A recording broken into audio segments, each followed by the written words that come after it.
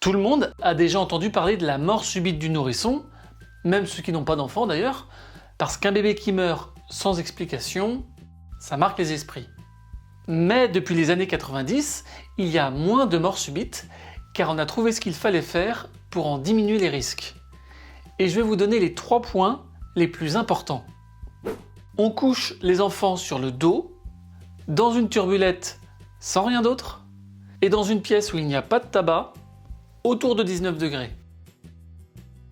Voilà, ça c'est vraiment les 3 points les plus importants. Et maintenant on va voir pourquoi ça protège les enfants de la mort subite.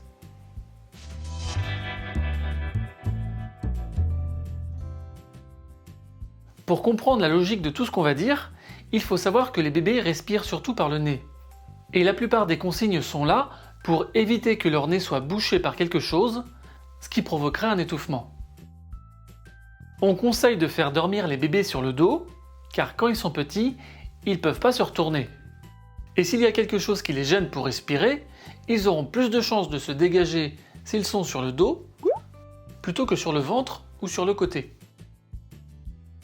Pour continuer dans cette logique, on recommande d'avoir un lit avec le moins de choses possible dedans. Tout ce qui est coussin, cale-tête, couverture, tour de lit ou tresse de lit, c'est parfois très beau, parfois aussi très moche, mais c'est surtout dangereux.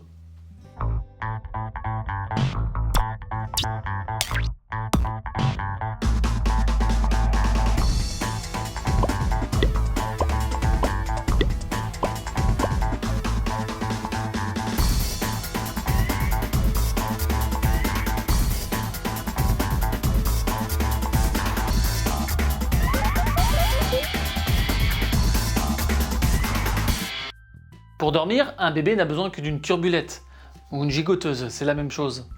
Alors, oubliez les photos d'Instagram, ici, c'est la vraie vie.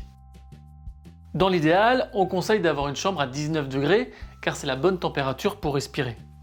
Mais le plus important, c'est d'avoir une pièce sans tabac. Je pense que ça surprendra personne si je dis qu'on respire mieux sans fumer.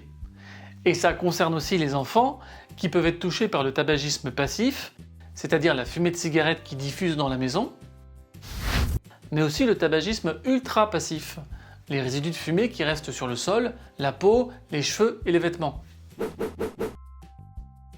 Alors on peut fumer dehors, et prendre une douche et changer de vêtements après chaque cigarette, mais c'est quand même un peu galère. C'est pas simple d'arrêter de fumer, c'est rien de le dire, mais on peut se faire aider. Et l'arrivée d'un enfant, ça peut être une bonne motivation pour arrêter de fumer.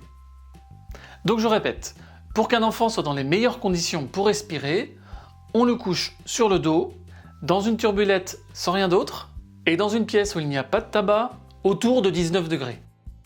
La position sur le dos, c'est vraiment ce qui a permis de faire diminuer les chiffres de mort subite. Mais ça ne veut pas dire qu'il faut laisser l'enfant sur le dos tout le temps. Quand on peut le surveiller, c'est très bien qu'il puisse être sur le ventre. Ça lui permet de bouger, et c'est bon pour son développement. Il existe plein de systèmes de surveillance supposés prévenir la mort subite. Mais c'est surtout marketing. Il n'y a aucun de ces dispositifs qui a fait de tests sérieux. Parfois, même si c'est pas prouvé, ça rassure. Bon. Mais parfois c'est stressant parce que ça se déclenche sans raison, et puis c'est souvent très cher. Par contre, il y a des trucs pas chers et qui sont efficaces pour prévenir la mort subite. Il y a l'allaitement maternel, on en parlera dans une prochaine vidéo, la tétine, et dormir dans les premiers mois de vie, on dit jusqu'à 6 mois, dans la chambre de ses parents parce que ça permet de mieux les surveiller.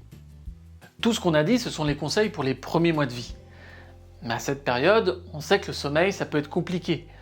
Et parfois, on fait comme on peut. Par exemple, avec les enfants qui ne s'endorment que sur le ventre, on peut les garder sur soi le temps qu'ils trouvent le sommeil. Ils sont sur le ventre, mais sous surveillance, et ensuite on les déposera dans leur lit. C'est un exemple d'adaptation des conseils qu'on a vus, sans prendre trop de risques. Alors vous trouverez toujours quelqu'un pour vous dire « Moi il avait un tour de lit, je continue à fumer à la maison, dormait sur le ventre et tout s'est bien passé. » Ah, tant mieux. Mais si on donne ces conseils, c'est parce que pour d'autres personnes, ça s'est mal passé. Voilà pour cette vidéo qui est la première d'une série sur la parentalité. C'est un projet soutenu par, attention, la CAF Loire-Atlantique, l'URML et les CPM Pays de la Loire. Grâce à ces partenaires, je vais pouvoir faire plein de vidéos, je suis trop content. Le but, ça sera d'aider les jeunes parents en leur donnant des conseils simples et non culpabilisants. On parlera diversification alimentaire, fièvre, cadeaux de naissance empoisonnés, bref, ça va être sympa. Bah oui, ça va être trop cool, hein? Tu es une super actrice, alors on va en profiter. Tu es une star! En attendant la suite, partagez la vidéo, moi ça m'aide à la faire connaître, et puis ça aidera peut-être les jeunes parents. Et je vous dis à bientôt sur WhyDoc.